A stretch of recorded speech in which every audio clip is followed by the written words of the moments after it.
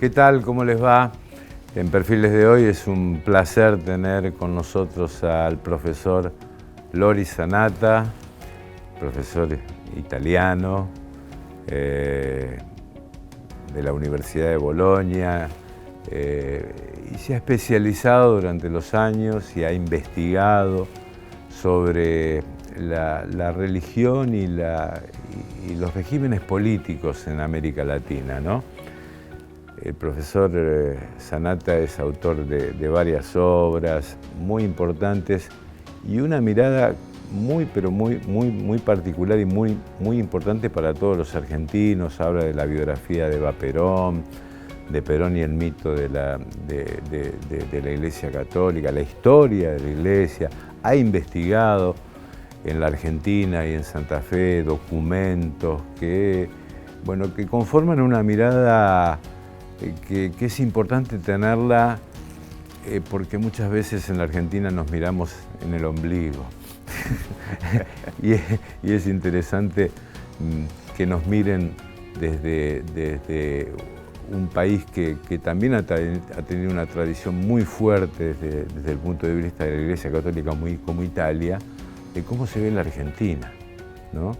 Y cómo nos vemos, y por qué también en una de sus conferencias hablamos de la decadencia de la Argentina, es decir, aquel país que tendría que haber sido y sin embargo no fue y hoy en día no lo es. Enseguida con el profesor Loris Sanata.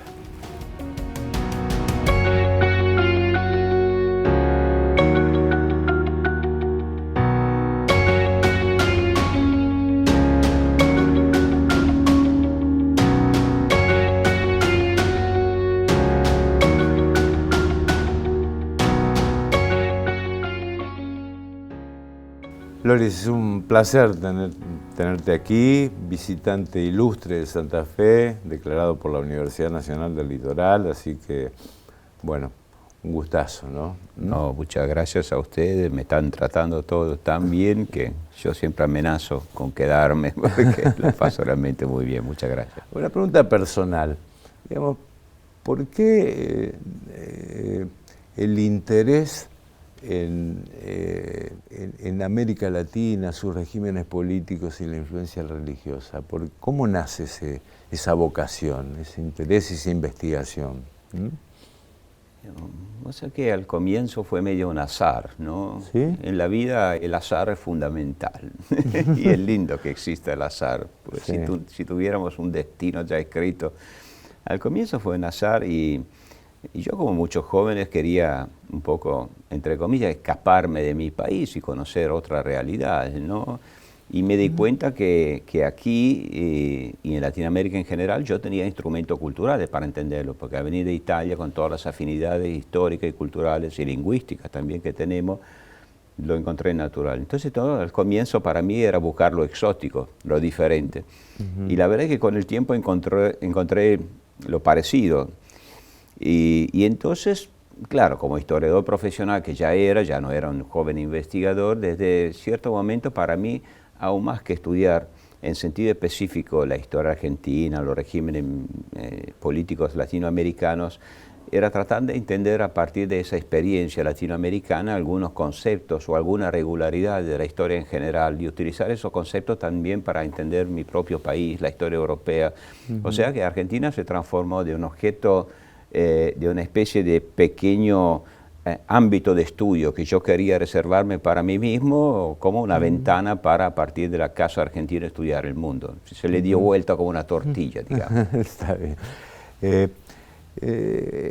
En varios de sus libros y ensayos, usted, Loris, habla de una gran influencia del populismo jesuita, de las misiones de los jesuitas y la Iglesia Católica a los países de América Latina, y habla de una suerte de superioridad moral que se imponía sobre el régimen político, o los regímenes políticos intentaban hacer esta suerte de nación religiosa, ¿no?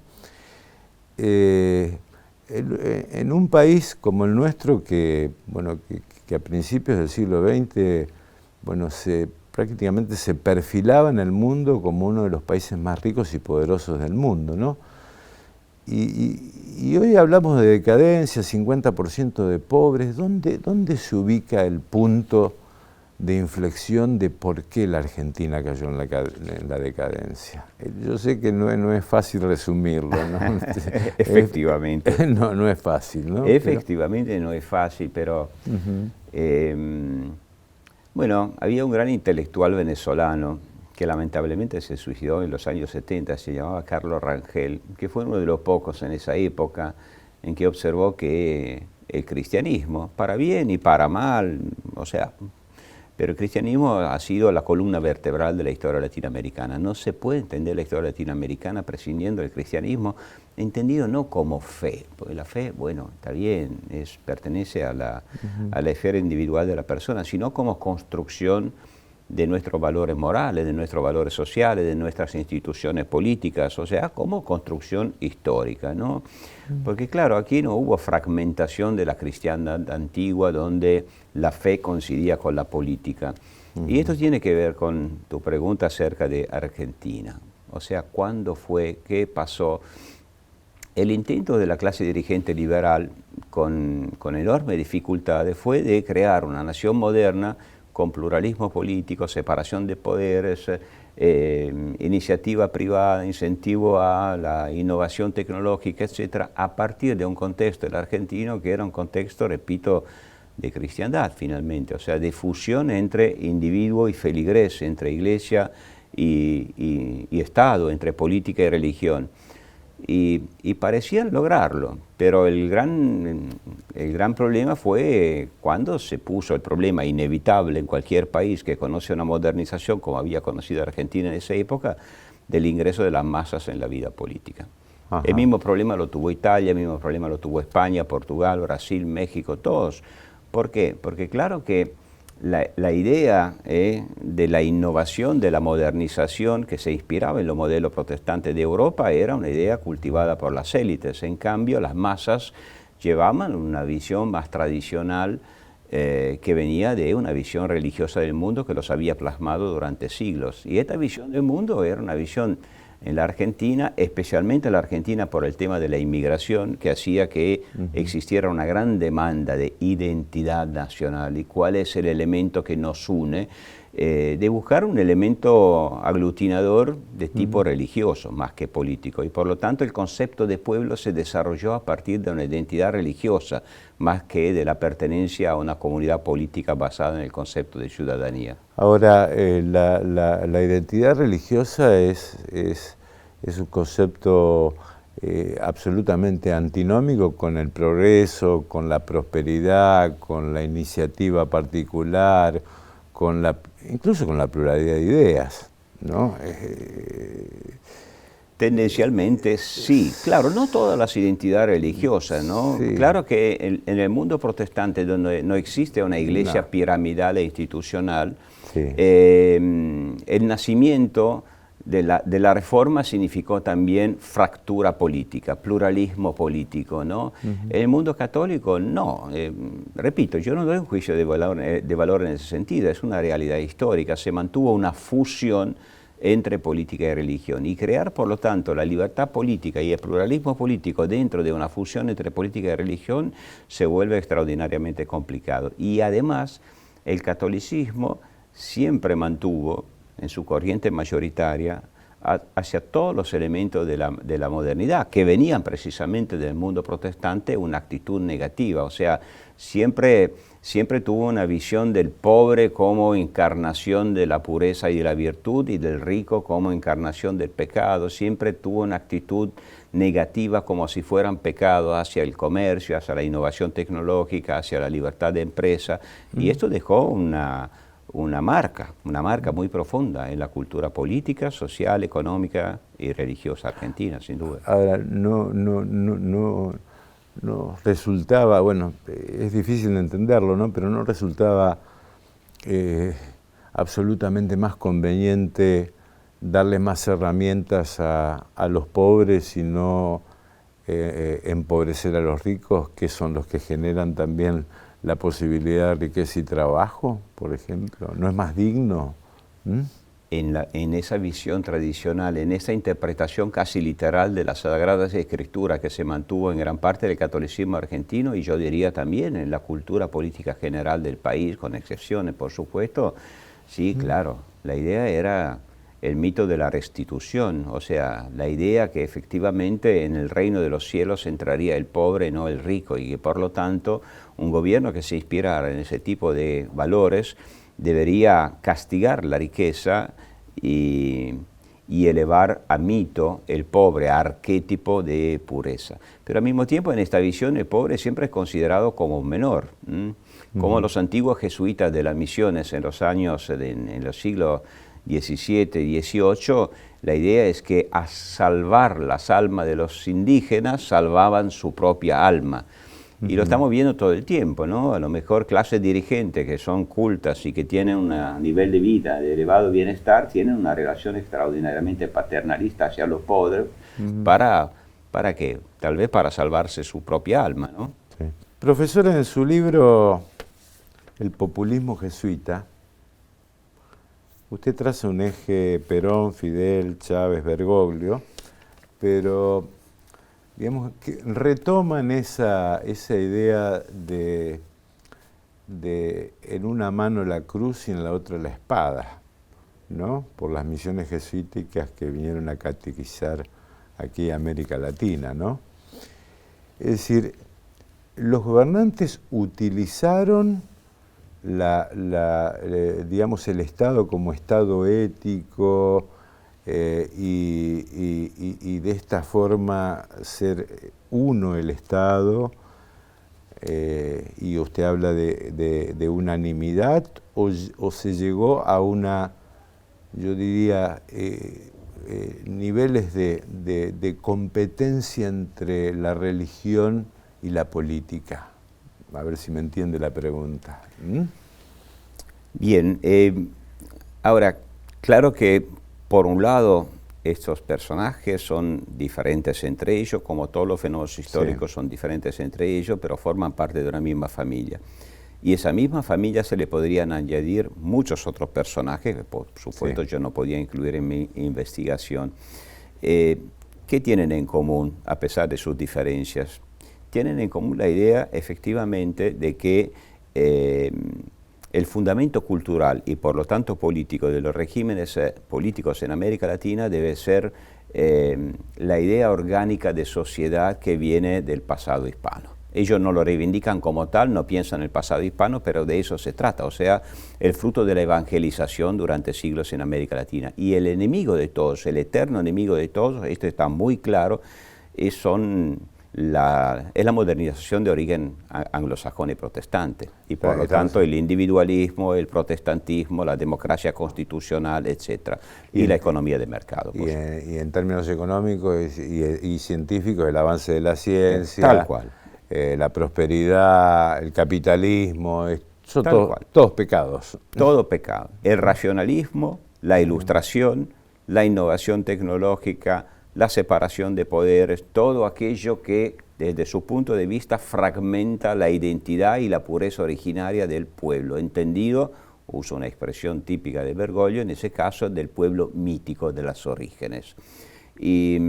Y bueno, todos tienen las mismas características. Si miramos a su pensamiento, claro, Bergoglio es un pontífice, los demás son jefes políticos y por lo tanto hay diferencias que están connaturadas en su función, pero todos tienen la misma visión en ese sentido, que viene del origen de la cristiandad hispana. O sea, el unanimismo, o sea, conciben que uno es el pueblo y por lo tanto una debe ser su voz.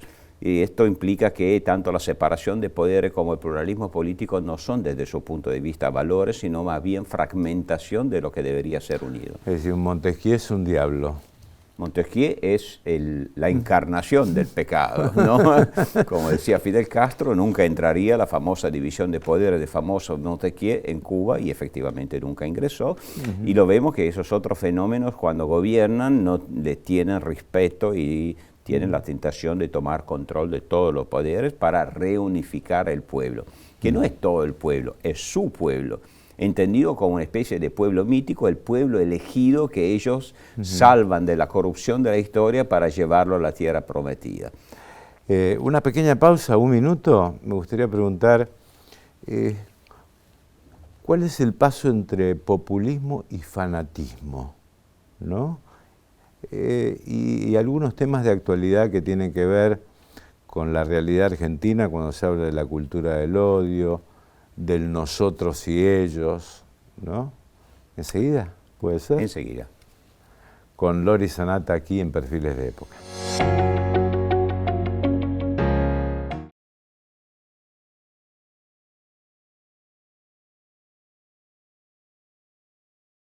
Bien, seguimos con el profesor Loris Sanata, prestigioso investigador, historiador, y tenemos el enorme placer de tenerlo en Santa Fe como visitante ilustre. Y había quedado pendiente cuál es el paso entre populismo y fanatismo, ¿no? Y teniendo en cuenta cuestiones, bueno, desde mi punto de vista racionales, ¿no? Porque también la doctrina cristiana habla de expiar los pecados, entonces un delito de corrupción no deja de ser una ilegalidad, como usted dice en el libro, sino que pasa a ser, digamos, una culpa moral, ¿no? Entonces estamos aplaudiendo la corrupción, el desvío de las leyes, el robo, la expoliación por parte de los gobernantes. Es decir, ¿cómo se puede justificar en una conducta racional de un país esto? Esa es la palabra, racional. Sí, bueno, yo lo planteo desde el punto de vista racional. Ese es el tema. Si uno lo plantea desde un punto de vista racional, obvio que no debería de existir, porque el principio, la idea de pueblo, de la tradición racionalista, y por lo tanto del constitucionalismo liberal que es hijo de la tradición racionalista, es la idea que pueblo somos todos. O sea, pueblo es el ciudadano. La Constitución prevé que todos seamos pueblo. El pueblo es un contrato político entre aquellos que forman parte de la comunidad política. Pero en la tradición populista no es así, como vimos. El racionalismo no es la base. La base es que la comunidad política, el pueblo, está formado por aquellos que representan el pueblo elegido. Este pueblo elegido, en la visión del populismo latinoamericano, es ese pueblo que conserva esa especie de espontánea cristiandad de la época antigua. Y en cambio el no pueblo o el antipueblo, la antinación, la clase colonial, son todos aquellos que son impregnados precisamente de esos valores de la tradición ilustrada, de la tradición racionalista, porque se entiende que ellos han sido en cierta medida contaminados, colonizados ideológicamente por el eterno enemigo protestante. Entonces en esa visión maniquea, donde de un lado está el pueblo puro y del otro la élite corrupta, corrupta en el sentido moral del término, bueno, a los que representan el pueblo elegido, la pureza del pueblo, todo le es permitido. Todo le es permitido porque el pueblo le transmite su especie de sacralidad. Y entonces la pregunta era, relación entre populismo y fanatismo. Están directamente vinculados porque es una visión maniquea del mundo. El mundo y la historia es un escenario eterno de la lucha del bien contra el mal, de nosotros contra ellos. No es un debate abierto entre una pluralidad de ideas, identidades, etc. Y entonces, bueno, hay un ejemplo típico, sí. Eva Perón. Sí. En estos días se han celebrado hace poco los 70 años de su muerte. Y yo la estudiaba mucho y no me ha llamado la atención, pero sí un poco tuve momento de sonrisas cuando leí hasta homilías de importantes arzobispos en la Argentina que, bueno, la celebraron como la banderada del amor. Sí, es jefa espiritual. Tal cual. La otra cara del amor en política es el odio. Es inevitable. Y de hecho, Eva Perón, quien lo recuerda, hizo un elogio explícito del fanatismo. El fanatismo de su propio pueblo contra sus enemigos eternos. Ahora, celebrar el amor de Eva Perón significa celebrar su amor para aquellos, su odio para aquellos que no amaban como ella. Es una visión maniquea del mundo. Sí, para los enemigos ni justicia. Tal cual, palabra de ella y de Perón. Claro, para los enemigos ni justicia. Bueno, una Eva Perón que fue propuesta para ser canonizada. Y se sigue proponiendo. Por parte de los sindicatos argentinos hubo, a partir del pontificado de Bergoglio, otras, exactamente como en la época de su muerte, otros pedidos que se beatificara, efectivamente. ¿Fidel Castro quiso ser Jesucristo en la tierra? Ah, sí. ¿Sí? Sí, yo no lo dudo después de haberlo estudiado tanto. Ahora, claro que es un poco una paradoja. Fidel Castro, yo lo sé que muchos les parece exagerado, pero yo escribí una larga biografía de Fidel Castro, me costó años de investigación, de leer todos sus discursos. Es un hombre que fue un jesuita en su vida. Los jesuitas lo consideraron siempre como tal, porque no es que se formó con los jesuitas, vivió 12 años con los jesuitas, de interno, de misa cotidiana, de sacramentos, o sea, y si uno lee sus discursos es una típica visión cristiana del mundo, y su comunismo, lo decía él mismo, es el nuevo cristianismo, o sea, él pensaba que su comunismo era el comunismo de los apóstoles, de ahí su odio a la propiedad privada, al individuo moderno. A los homosexuales. Sí, lo puso en campo de concentración, en la SUMAP, por supuesto, pero sin duda, él era un vehículo de esta visión religiosa del mundo que era un cruzado que pensaba tener que combatir la modernidad de tipo liberal toda la vida. Y cuando cayó el comunismo, no casualmente, al final de su vida, terminó reconociendo sus raíces, porque al final de su vida, Fidel Castro decía muy claramente que al haber caído el comunismo soviético, lo único que quedaba para combatir el eterno enemigo del racionalismo occidental serían las grandes religiones. De ahí su gran admiración hacia la Iglesia Católica, que siempre la había tenido, y hacia el islamismo radical. Su modelo se volvió Ahmadinejad, que era entonces el jefe del régimen islámico de Teherán. Hay un elemento común también en este trabajo suyo, tanto de Perón, Fidel, Chávez, que, o sea, llegan al poder con todo el poder, ¿no? O lo acumulan al poder, pero también desde el punto de vista económico, con arcas llenas, ¿no? Bueno, tanto la zafra en Cuba como el dinero acumulado en la Argentina, como en el caso de Chávez en el precio del petróleo, y terminan casi seducidos por la modernización o la modernización como un salvataje de la situación cuando prácticamente llegaron a quebrarse. Es decir, no lo concretaron, ¿no? Fue un intento, ¿o no? La Argentina de Perón nació en el 46 con una riqueza enorme, en el 49 había agotado los recursos y todos recordarán que la gran productora de trigo del mundo terminó importando trigo en el 52 porque se comió pan negro. En Cuba era la mayor productora mundial de azúcar y terminó los últimos años importando azúcar. En Venezuela se tiene que importar gasolina en algunos casos, a pesar de ser uno de los países que tienen la mayor reserva de... Eso lo dice muy claramente, pero más allá de esas cosas anecdóticas, que no son tan anecdóticas para aquellos que viven en esos países, por supuesto, lo más relevante es la relación con la modernización. O sea, todos empezaron con la idea que la prosperidad sería una manera para emancipar su propio pueblo de la escasez. Pero a medida que se daban cuenta que prosperidad significaba también más autonomía de las personas, que significaba más independencia de la persona del control del Estado, del control de la ideología del Estado, bueno, terminaron cultivando el mito de la pobreza como conservación de la pureza. O sea, prefirieron efectivamente combatir a los ricos que emancipar a los pobres, y esto le permitió también mantener el control absoluto sobre sus propias poblaciones. Es interesante tener la visión de un historiador de otro país.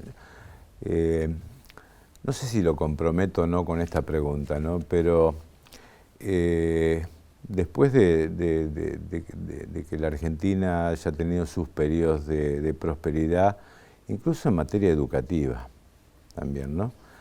El pueblo argentino se ha transformado en un pueblo ignorante, teniendo en cuenta la paradoja que ignorante, la palabra ignorante se escribe con las mismas letras que Argentina. Nunca lo había observado esto. Ignorante lleva las mismas letras, si usted cambia el orden de las letras, ignorante es igual que Argentina.